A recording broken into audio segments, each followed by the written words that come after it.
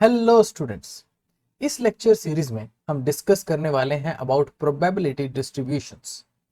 तो यहाँ हमारे पास सीखने के लिए दो चीजें हैं। सबसे पहले जिसे हम इस लेक्चर में, इस इंट्रोडक्टरी लेक्चर में डिस्कस करेंगे, सबसे पहला है कि एक चीज कि ये प्रोबेबिलिटी, ठीक है, ये क्या है, इसके बारे में हम थोड़ा सा डिस्कस करेंगे। और एक है हमारे पास डिस्ट्रीब्यूशन से ये कैसे कनेक्टेड होता है। तो सबसे पहले हम बात करते हैं व्हाट इज अ प्रोबेबिलिटी। तो प्रोबेबिलिटी की अगर मैं बात करूं तो प्रोबेबिलिटी क्या बताता है कि कोई चीज होने के कितने चांस है, इसको बताता है। तो जब मैं उसको मेजर कर रहा हूं तो मैं उसको कह रहा हूं डिग्री ऑफ सर्टेनिटी। ठीक है, तो डिग्री ऑफ सर्टेनिटी या डिग्री ऑफ लाइकलीहुड, या उसके कॉन्ट्रास्ट में ये भी कह सकते हैं डिग्री ऑफ अनसर्टेनिटी। इतना परसेंट चांस है होगा, इतना परसेंट चांस है नहीं होगा। और इसकी एक बेसिक जो डेफिनेशन आपकी बनती है, तो जो कि होता है आपके पास number of favourable cases divide by total cases. तो प्रोबेबिलिटी की जो भाषा है उसके हिसाब से अगर हम कहें तो भाई मैंने एक एक्सपेरिमेंट किया, मैंने एक सिक्का उछाला। अब इस चीज को हम कह सकते हैं कि ये एक ट्रायल किया मैंने एक। अब इसको ट्रायल या इवेंट बोल सकते हैं कि जो मैंने एक्सपेरिमेंट किया है। अब उसके बाद उसमें हेड आ गया या टेल आ गया, ये क्या है, दिस इज आउटकम। तो कोई भी ट्रायल या कुछ भी इवेंट हमने किया है, उसके एज एन आउटकम हमें क्या मिला है। तो जो भी आउटकम हमारे फेवर में होंगे वो है नंबर ऑफ फेवरेबल केसेस, कि ये मैं तो भाई यही चाहता था। ठीक है, तो वो ये होगा। और टोटल केसेस भी, कितने कितने केसेस हो सकते हैं, क्या क्या आउटकम हो सकता है, दैट इज टोटल केसेस। तो इस तरीके से हम प्रोबेबिलिटी फाइंड आउट करते हैं। अब कोई भी जो क्या कहते हैं आउटकम होता है, हम कहते हैं कि भाई आपने पहली बार सिक्का उछाला तो हेड आ गया, दूसरी बार सिक्का उछाला, आपके मन में एक बार गवाही देता है मन के भाई पिछली बार हेड आ गया तो इस बार टेल आएगा। पर प्रोबेबिलिटी थ्योरी इससे बिल्कुल एग्री नहीं करती। प्रोबेबिलिटी थ्योरी ये कहती है कि भैया पिछला जो हेड आया उससे कोई लेना देना नहीं है, अगली बार भी हेड आ सकता है। दोनों की प्रोबेबिलिटी 50-50। अच्छा, पिछले 3 हेड आ गए, 3 बार आपने सिक्का उछाला, तीनों बार हेड आ गए, तो नेक्स्ट टाइम हेड आने की प्रोबेबिलिटी क्या है भी, वो ठीक है, वो हमारे मन को लग सकता है कि नहीं नेक्स्ट टाइम टेल आएगा। पर ऐसा नहीं होता है। प्रोबेबिलिटी थ्योरी के अकॉर्डिंग हर इवेंट अपने आप पिछले जो भी था उसका आउटकम था उससे इंडिपेंडेंट है। ठीक, और ये पूरा का पूरा एक्सपेरिमेंट रैंडम है। मतलब इसको किसी तरीके से ट्वीक नहीं किया गया है कि मैं इसको ऐसे ही उछालूंगा, सीधा सीधा उछालूंगा और सीधे सीधा हाथ में पकड़ दूंगा। तो ये this is not an experiment. ठीक है, तो उसकी रैंडमनेस बरकरार रहनी चाहिए। तो अब हमारे पास आ जाती है एक चीज जो हमें समझना है, रैंडम वेरिएबल। तो रैंडम वेरिएबल क्या है, हमने कोई इवेंट किया और जो भी एक्सपेरिमेंट है हमारा, उसका जो आउटकम है वो पहली बात तो वो रैंडमली है। अब रैंडम में आपके पास जो भी आउटकम आएगा, ठीक है, तो एक हिसाब से रिजल्ट ऑफ अ, ठीक है, रैंडम एक्सपेरिमेंट। तो एक वेरिएबल है भाई, वो वेरिएबल हमारे पास आ गया। अब वो वेरिएबल क्या हो सकता है भाई, मान लो आपके पास एक नंबर जनरेटर है, या मान लो आपके पास एक क्या है, किसी कंप्यूटर के अंदर आपका जो स्पिन अप और स्पिन डाउन है, एक ट्रांजिस्टर में जो भी उसके अंदर लगा हुआ है उसके अंदर आप मेजर करोगे उसे, तो या तो भी रैंडमली वो सेट है, या तो भी स्पिन अप निकलेगा या स्पिन डाउन निकलेगा। आपने उठा के एक ट्रांजिस्टर को एक करंट के अंदर फेंक दिया था और उसमें किसी का प्लस और किसी का माइनस रैंडमली सेट हो गए। अब आप उसे मेजर कर रहे हो, दैट्स इट। तो ये क्या है, एक रैंडम एक्सपेरिमेंट है। और इसमें आपस में कोई इंटरेक्शन नहीं है, पिछले का रिजल्ट क्या है और अगले का, बिल्कुल ये इंडिपेंडेंट होने चाहिए। कभी भी कंप्यूटर में ऐसा नहीं होता है कि पिछले का जो, मान लो पिछला बिट अप है तो अगला बिट अप होने के चांस ज्यादा है, ऐसा नहीं है। नहीं तो आपकी इंफॉर्मेशन खराब हो जाएगी। तो जो भी है, इस तरीके के कई तरह के एक्सपेरिमेंट आपके डिजाइन किए जा सकते हैं। तो रैंडम वेरिएबल क्या है, रैंडमली आप कुछ नंबर जनरेट कर रहे हो, कुछ एक्सपेरिमेंट का आउटकम देख रहे हो। भले वो एक रैंडम नंबर जनरेटर हो। आपने सिक्का उछाला, हेड आया तो उसको मैं +1 बोलूंगा, टेल आया उसको मैं -1 बोलूंगा, उसको मैंने एक वेरिएबल क्वांटिटी बना दिया। सो इस तरीके से एक result of a random experiment वो क्या है, वो आपका रैंडम वेरिएबल हो सकता है। अब ये दो तरह से आपका डिजाइन हो सकता है। एक है आपके पास डिस्क्रीट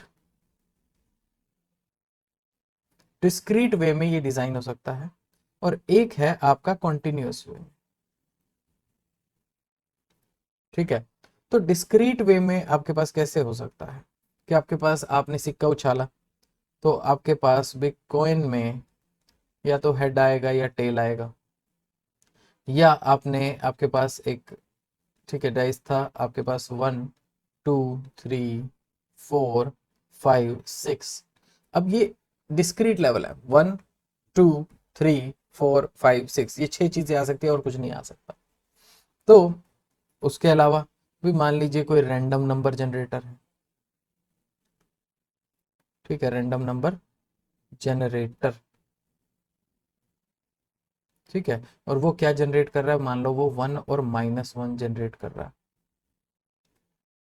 है।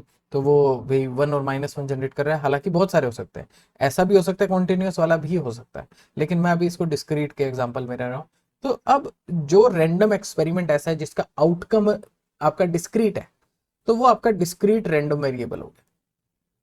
ठीक है, लेकिन मान लीजिए कोई केस ऐसा है, मैं कहता हूं कि भाई ये जो एयर है, ठीक है, थोड़ा सा मैक्सवेल की तरह प्रो लेवल बात करते हैं, ये जो एयर है इसमें 5 मीटर पर सेकंड से चलने वाले मॉलिक्यूल कौन से हैं? कितने, बताओ। तो भाई मैक्सवेल भाई साहब बैठे, एक कॉपी पेन उठाया, उन्होंने प्रोबेबिलिटी थ्योरी लगाई और उसके साथ kinetic theory of gases mix की, और फिर उन्होंने बता दिया कि इस जगह पर, ठीक है, तो जितने गैस के मॉलिक्यूल्स हैं, तो उन्होंने एक डिस्ट्रीब्यूशन दिया, भाई इस तरीके से आपका एक डिस्ट्रीब्यूशन आपका उन्होंने दे दिया। अब उन्होंने कह दिया कि जी 5 और 5.1, क्योंकि डिस्ट्रीब्यूशन में प्रोबेबिलिटी में आप एक छोटा इंटरवल लेते हो, हमेशा एग्जैक्ट कभी नहीं होता, तो एग्जैक्ट 5 हमें नहीं पता कि वो हो सकता है किसी का, लेकिन 5 और 5.1 इसके बीच में, ठीक है, इतने छोटे से रेंज में, अब ये 5.1 तो मैंने मान लिया, पर 5.001 इतना छोटा, और भी छोटा मान के चलो कि इस रेंज में कितने नंबर ऑफ एटम्स होंगे जो इस गैस में, या मॉलिक्यूल्स होंगे जो इसमें मूव कर रहे होंगे। तो ये है आपके पास, तो ये क्या है, यहाँ पर सारी चीजें मतलब जो कि डिस्क्रीटनेस हम किसको कहते हैं कि भाई ये 1 2 3 लेवल हैं, फर्स्ट सेकंड थर्ड, इस पे आप आ सकते हो। कॉन्टिन्यूस कैसे क्या होता है, भाई ये 1 से लेकर 1 करोड़ तक, यहाँ सारे नंबर हैं इतनी सी जगह में। सो that is a sort of आपका कॉन्टिन्यूस, कि आपके पास 1 और 2 में ज्यादा फर्क नहीं होगा, 2 3 में ज्यादा फर्क नहीं होगा, 3 4 में ज्यादा फर्क नहीं होगा, तो वो एक कॉन्टिन्यूस तरह की चीज है। तो उसको हम कहते हैं भी कॉन्टिन्यूस रैंडम वेरिएबल, कि हमें उस जो रैंडम आउटकम है उस एक्सपेरिमेंट का, कि मैं एक एक एयर के मॉलिक्यूल को पकड़ रहा हूँ और उसकी वेलोसिटी देख के उसको छोड़ रहा हूँ, ठीक है, साउंड्स फनी, बट भाई अगर मैं ये काम कर रहा हूँ और फिर मैं उसकी डिस्ट्रीब्यूशन बना रहा हूँ, तो मैं देखूंगा भी हर वेलोसिटी पे मैं इस तरीके का मैं प्लॉट बना, और ये भी क्या होगा, ये हल्का आप ऐसे ऐसे करके छोटे छोटे हिस्टोग्राम बनाओगे, फिर आप उस हिस्टोग्राम को इस तरीके से प्लॉट करोगे, तो ये आपका इस तरीके का कर्व बन जाएगा। तो जस्ट जिसका आउटकम डिस्क्रीट है वो डिस्क्रीट रैंडम वेरिएबल है, जिसका आउटकम आपका कॉन्टिन्यूअस टर्म में आ रहा है, ठीक है, तो जिसमें आपको एक इंटरवल देना पड़ेगा, और या जिसका आउटकम जो है वो बहुत सारी वैल्यूज आ सकती हैं, ठीक है, तो उसको हम कॉन्टिन्यूअस कंसिडर करेंगे। तो ये आपके पास रैंडम वेरिएबल बस नॉर्मल सी चीज है, कुछ डरने की जरूरत नहीं है, कोई भी रैंडम एक्सपेरिमेंट का आउटकम, अब वो डिस्क्रीट हो सकता है, कॉन्टिन्यूअस हो सकता है। अब कॉन्टिन्यूअस जो है, तो अगर देखो हमें ये पता है कि ये जो डिग्री ऑफ सर्टेनिटी है, ये हम किस में मेजर करते हैं, ये हम 0 to 1 में मेजर करते हैं। बोलने में बहुत अच्छा लगता है कि 50% प्रोबेबिलिटी आज बारिश आए, वो हमें समझने के लिए अच्छा है। अगर कोई कहे 0.5 प्रोबेबिलिटी है, ठीक है, कि आज बारिश आए, ये 0.73 प्रोबेबिलिटी है कि आज बारिश आए, तो वो हमें सुनने में समझने में अच्छा नहीं लगता। अगर आपके फोन पे नोटिफिकेशन आए, ठीक है, there is 70% probability it may rain today, तो आप समझ जाओगे भाई 70%। तो परसेंट जो है वो हमारे बोलचाल में ज्यादा आता है, लेकिन उसको हम यूज कर सकते हैं। लेकिन प्रोबेबिलिटी को हम 0 to 1 के स्केल पे यूज करते हैं, क्योंकि 0 to 1 की कैलकुलेशन ही इस फॉर्मूले से कंसिस्टेंट है, प्लस ये जो कंटिन्यूअस से रिलेटेड हम जो भी सारा काम करते हैं उससे कंसिस्टेंट है। तो ये 0 to 1 क्यों लिया गया, अगर कोई कहे कि भाई परसेंटेज में इसको क्यों नहीं लिया, so that is the main reason कि इसको अगर इंटीग्रेशन में जब आप डील करोगे, तो इंटीग्रेशन में इसको डील करते हुए आपको इसकी वैल्यू 0 to 1 ही चाहिए, उससे ज्यादा आप इसकी वैल्यू नहीं ले सकते। तो उससे जो भी क्वांटिटी इसके साथ जुड़ी हुई है उसका मीनिंग बिगड़ जाता है। अगर मान लीजिए आपके पास 1 लाख, 1 लाख बहुत छोटा नंबर है, 1 लाख एटम है इस जगह पर, तो आप देखना चाहो किसकी वेलोसिटी कितनी है या किस वेलोसिटी के कितने पार्टिकल निकलेंगे। तो ऐसे केस में मतलब आपके पास क्या है कि अगर आपकी प्रोबेबिलिटी 1 से ज्यादा है तो ये 1 लाख से मल्टीप्लाई होके ज्यादा नंबर बना देगा, लेकिन हमें अगर 1 तक है तो हमारे पास वो मल्टीप्लाई होके टोटल सम 1 लाख ही आएगा। तो इसलिए हमें 1 में दिक्कत नहीं है, 100% वाले में हमें दिक्कत हो जाती है मैथ में। तो अब जैसे हम देखते हैं कि ये हमारे पास डिस्क्रीट और कॉन्टिन्यूस आ गए। अब इसके अंदर डिस्क्रीट में, डिस्क्रीट को हम समझने के लिए हमारे पास सबसे पहले जो आता है वो आपके पास बाइनोमियल डिस्ट्रीब्यूशन है। बाइनोमियल डिस्ट्रीब्यूशन, अब ये क्या है ये तो हम आगे के लेक्चर्स में पढ़ेंगे, पर बाइनोमियल डिस्क्रीट को एक्सप्लेन करता है। लेकिन अगर बाइनोमियल में भी नंबर बहुत ज्यादा बढ़ा दिए जाए, उसको डिस्क्रीट से सॉल्व करना मुश्किल हो जाता है थोड़ा सा, ठीक है।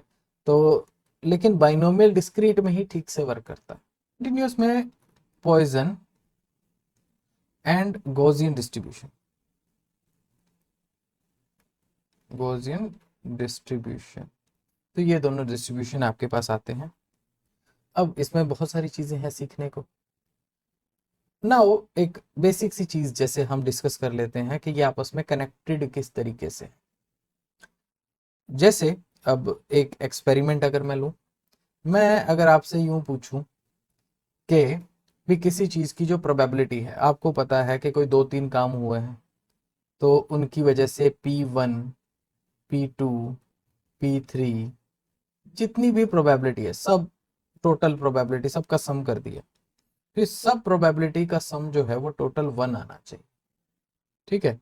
तो ये है sum total, sum of all probabilities, sum total दोनों एक ही बात है, सम ऑफ ऑल प्रोबेबिलिटीज ये क्या है, इक्वल टू 1 आता है।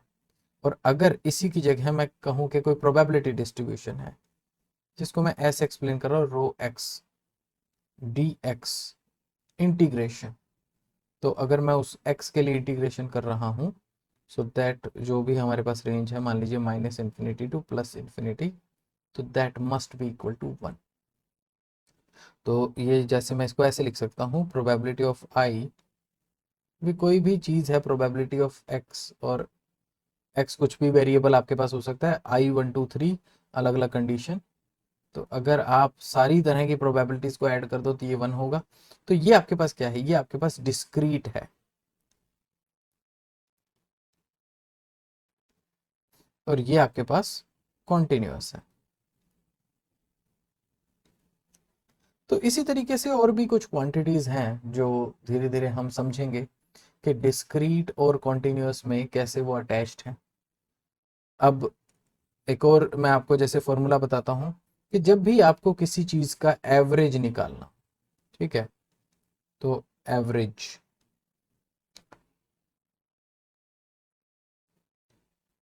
तो मान लीजिए मैं एग्जांपल ले रहा हूं कि average outcome of a dice,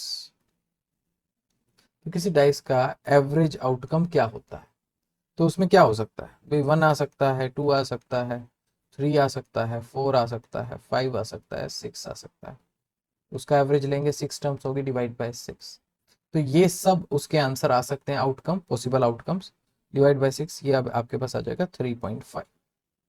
अब इसको मैं एक और तरीके से लिखता हूँ, इसको मैं ऐसे भी तो लिख सकता हूँ कि 1 इंटू 1/6 प्लस 2 इंटू 1/6, तो ये 6 सबके साथ ही डिवीजन में मैं ले आता हूँ। 3 इंटू 1/6, 4 इंटू 1/6, 5 इंटू 1/6, 6 इंटू 1/6। बहुत बोरिंग काम है, ठीक है। तो ये आपके पास आंसर आ गया। तो अब अगर मैं इसको देखूं, ये क्या मतलब है, ये क्या हो क्या रहा है कि अगर मुझे एवरेज निकालना था, ये एवरेज आउटकम, तो एवरेज को हम इस तरीके से लिखते हैं, इस तरीके के ब्रैकेट में, या कई बार हम मतलब और भी चीज़ें टर्म्स यूज़ कर लेते हैं, कई बार इसके ऊपर बार यूज़ कर लेते हैं। तो अलग अलग भाषाएं आपको मिल सकती हैं, अलग अलग नोटेशंस मिल सकती हैं, so never bother about that. तो इसमें हम ये कह सकते हैं कि देखो, ये है 1 और ये है प्रोबेबिलिटी 1 आने की, ये है 2 और ये है उसकी प्रोबेबिलिटी। तो अगर मैं इसको ऐसे देखूं, तो ये क्या है भाई, एक आपके पास एक नंबर है और फिर आपके पास प्रोबेबिलिटी ऑफ दैट नंबर है इनटू आई, ठीक है। तो एक आपके पास नंबर है इनटू प्रोबेबिलिटी उस नंबर के आने की। तो ये आपको क्या बता रहा है कि वो जो नंबर है आपका एन, एन आई हम लिख देते हैं इसको भाई, उसका एवरेज क्या होगा। तो ये हमारे पास एक फॉर्मूला बन गया, और ये फॉर्मूला आपके बहुत काम का है। इस फॉर्मूले को याद रख लीजिए कि अगर आप किसी भी, जो भी आउटकम है, जो भी एक्सपेरिमेंट है, क्या भाई 1 आ सकता है इंटू उसकी प्रोबेबिलिटी, 2 आ सकता है इंटू उसकी प्रोबेबिलिटी, 3 आ सकता है इंटू उसकी प्रोबेबिलिटी। तो अगर ये आप कर देते हो, तो आपके पास क्या एवरेज आउटकम आएगा, उस उन नंबर्स का एवरेज क्या होगा, वो आप फाइंड आउट कर लो। तो अब अगर इसको देखो, तो जब भी हम बात करेंगे डिस्क्रीट में, तो आपके पास और यहाँ पर मैं बात कर रहा हूँ कॉन्टिन्यूस की। तो डिस्क्रीट में मैंने कहा कि प्रोबेबिलिटी, ठीक है, सारी सम ऑफ प्रोबेबिलिटीज जो है वो इक्वल टू 1 होगी।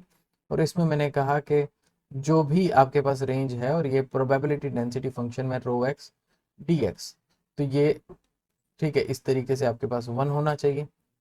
तो ये तब प्रोबेबिलिटी को शो करेगा, अदरवाइज वो एक डिस्ट्रीब्यूशन है, ठीक है। लेकिन जब हम प्रोबेबिलिटी डिस्ट्रीब्यूशन कहेंगे, तब वो 1 होना चाहिए उसका इंटीग्रेशन, तब वो नॉर्मलाइज्ड होना चाहिए। इस चीज को नॉर्मलाइजेशन बोलते हैं,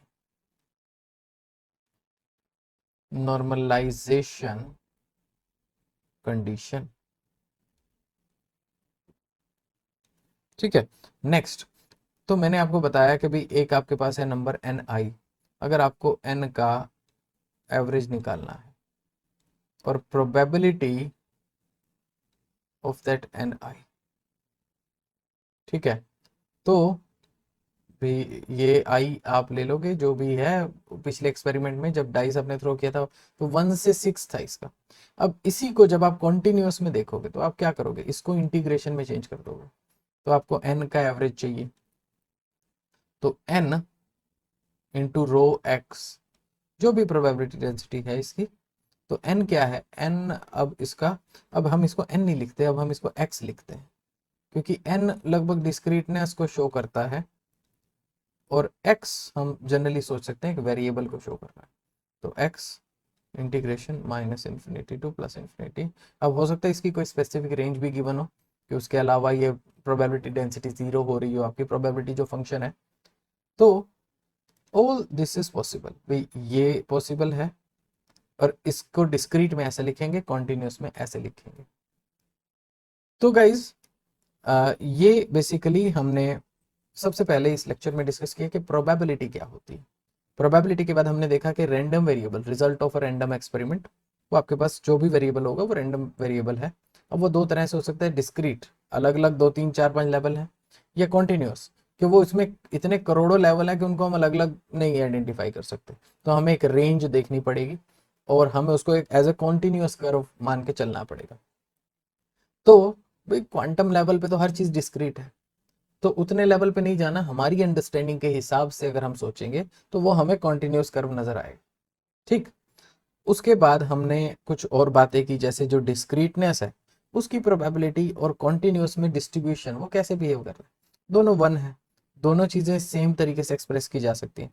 फिर मैंने आपको एक बहुत ही important average outcome of a dice का फॉर्मूला बताया कि जो भी नंबर है इनटू उसकी प्रोबेबिलिटीज, जो भी आउटकम हो सकता है इनटू उसकी प्रोबेबिलिटी मल्टीप्लाई करके सबका समेशन कर दो, तो वो आपको एवरेज दे देता है।